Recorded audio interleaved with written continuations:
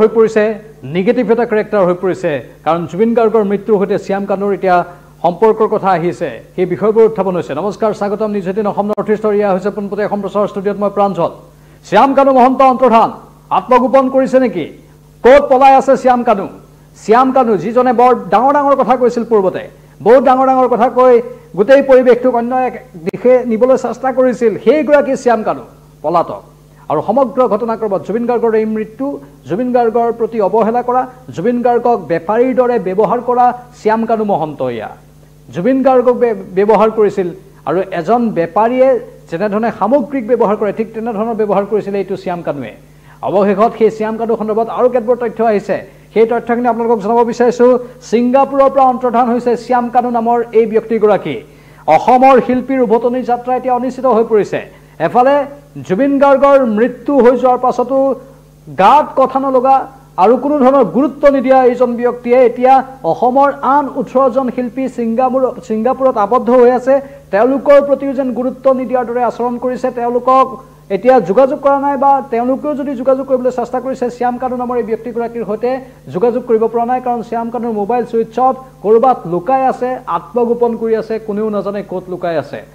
যেটো আমালৈ খবৰ আহিছে অসমৰ শিল্পীৰ যিসকলে নৰ্থ ইষ্ট ফেষ্টিভেলত অংশ ল'বলৈ গৈছিল বা সেই আয়োজনৰ সৈতে জড়িত আছিল তেওঁলোকে বহুত আশা কৰি গৈছিল কিন্তু তাতেই আমাৰ মৰমৰ শিল্পীগৰাকীৰ মৃত্যু হৈ গ'ল আৰু সেই মৃত্যুৰ পাছতেই বহুকেইটা প্ৰশ্ন উত্থাপন হ'ল নৰ্থ ইষ্ট ফেষ্টিভেল তাৰ পাছতো চলি থকা বুলি অভিযোগ উত্থাপন হৈছে শ্যাম কানু মহন্তই সেই বিষয়বোৰত গুৰুত্ব নিদিয়াৰ অভিযোগ উত্থাপন হৈছে কিন্তু আচৰিত ধৰণে এই যিসকল শিল্পী এতিয়া তাত আছিলগৈ সেই শিল্পীসকলৰ উভতি আহিবৰ বাবে এটা কোনো ধৰণৰ সমল নাই কাৰণ সেই 18 জন শিল্পীৰ এতিয়া হাতত উভতি অহাৰ টিকট নাই দুদিন ধৰি শ্যাম কানু মহন্তৰ সৈতে যোগাযোগ কৰিব পৰা নাই সেইসকল কৰ্মীয়ে তেওঁলোক আয়োজনৰ সৈতে জড়িত কৰ্মী হয় আৰু তেওঁলোক গৈছিলে তাত বিভিন্ন ষ্ট'ৰ বা আনকেটবোৰ কামৰ বাবে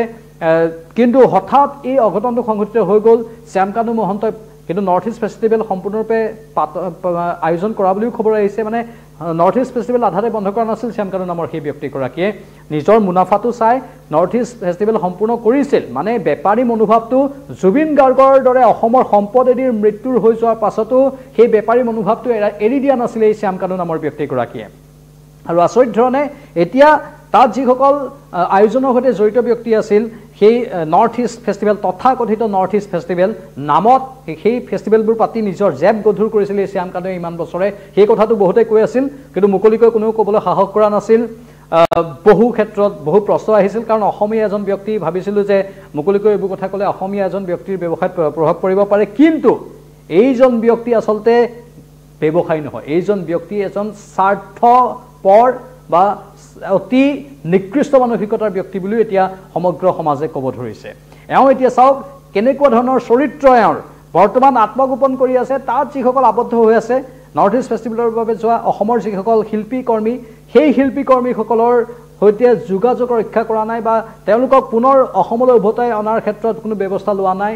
মানে সকলোতে কেৱল মূৰ পুলুকা মাৰে নিজৰ স্বাৰ্থ সিদ্ধি হ'লেই সকলোফালে মূৰ পুলুকা মাৰে অত্যন্ত অতি স্বাৰ্থপৰ ব্যক্তি বুলি এটা তেওঁৰ পৰিচয় ওলাই গৈছে ইয়াক সমগ্ৰ অসমবাসীয়ে কোৱা কথা আমি কোৱা কথা নহয় সমগ্ৰ অসমবাসীয়ে কৈ আছে যে অত্যন্ত অতি স্বাৰ্থপৰ নিকৃষ্ট মানসিকতাৰ ব্যক্তি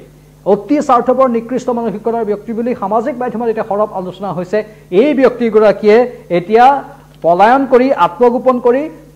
বিভিন্ন ধৰণৰ কথা কৈ এটা টুকা লিখিছিল দীঘল টুকা এটা সেইবোৰত নিজৰ পক্ষত কথাবোৰ কৈ অন্তৰ্ধান হৈ গৈছে কিন্তু বাকি যিসকল তাত আবদ্ধ হৈ আছে তেওঁলোকৰ এতিয়া হ'ব কি কাৰণ তেওঁলোকৰ টকাও নাই ছিংগাপুৰৰ পৰা ভাৰতলৈ টিকটৰ দাম কিমান বেছি আমি জানো সেইখিনি টকা তেওঁলোকৰ হাতত নাই নিজাকৈ টিকট কাটিবলৈ পৰ্যাপ্ত ধনৰ অভাৱ তেওঁলোকৰ আৰু তেওঁলোকৰ সৈতে এনেধৰণে হেতালি খেলিছে এই শ্যাম কানু নামৰ ব্যক্তিগৰাকীয়ে পুনৰ কৈছোঁ আমাৰ কোনো ইয়াত ব্যক্তিগতভাৱে কোনো লোকক আক্ৰমণ কৰাৰ কোনো ধৰণৰ ইচ্ছা নাই কিন্তু পৰিৱেশ এনেকুৱা আমাৰ সম্পদৰ সৈতে হেতালি খেলা হ'ল জুবিন গাৰ্গৰ মৃত্যু হৈ গ'ল জুবিন গাৰ্গৰ সৈতে হেতালি খেলা হ'ল এতিয়া আমি দস্তুৰ মত এই কথাবোৰ ক'বলৈ বাধ্য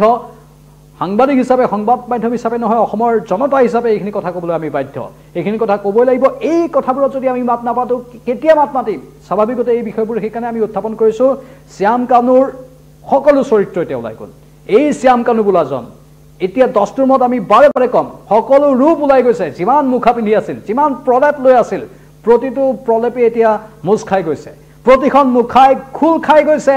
নিস্তাৰ নাপাব এইবাৰ স্বাভাৱিকতে এই প্ৰসংগবোৰ উত্থাপন হৈছে আৰু এতিয়া বহু কথা আছে সেই কথাবোৰ লাহে লাহে ফাদিল হৈ থাকিব এই বিষয়টোৰ ক্ষেত্ৰত আমি নিউজ 18 ধাৰাবাহিকভাৱে লাগি থাকিম কোনো কাৰণতে ৰেহাই নিদিওঁ সিদ্ধাৰ্থই হওক শ্যাম কানুৱে হওক অথবা শেখৰ গোস্বামী নেকি তেওঁৰ কথাই হওক বা তেওঁলোকৰ বিভিন্ন জনৰ কথা আহি আছে এতিয়া যিসকলে কেৱল নিজৰ স্বাৰ্থ সিদ্ধিৰ বাবে কাম কৰিলে মুনাফাৰ বাবে কাম কৰিলে আৰু আন কেতবোৰ এংগলো আহি পৰিছে ইয়াত এই সমগ্ৰ ঘটনাক্ৰমত বিভিন্ন প্ৰশ্ন আহিব সেই প্ৰশ্নবোৰৰো উত্তৰ আমি বিচাৰি থাকিম ধাৰাবাহিকভাৱে যিমানেই নিজকে ধোৱা তুলসীৰ পাত সজাবলৈ চেষ্টা নকৰক কিয় আমি কিন্তু ধাৰাবাহিকভাৱে বিষয়বোৰ উত্থাপন কৰিমেই কাকো ভয় কৰাৰ ইয়াত প্ৰশ্ন আহিবই নোৱাৰে অসমৰ জনসাধাৰণে প্ৰশ্নৰ উত্তৰ বিচাৰিছে আৰু ধাৰাবাহিকভাৱে বিচাৰি থাকিব এই ক্ষেত্ৰত আপোনালোকৰ মতামত কি কমেণ্ট বক্সত কমেণ্ট কৰি জনাওক আমি পৰৱৰ্তী সময়ত আকৌ আহিম লাইভত চাই থাকক নিউজ 18 অসম নৰ্থ ইষ্ট নমস্কাৰ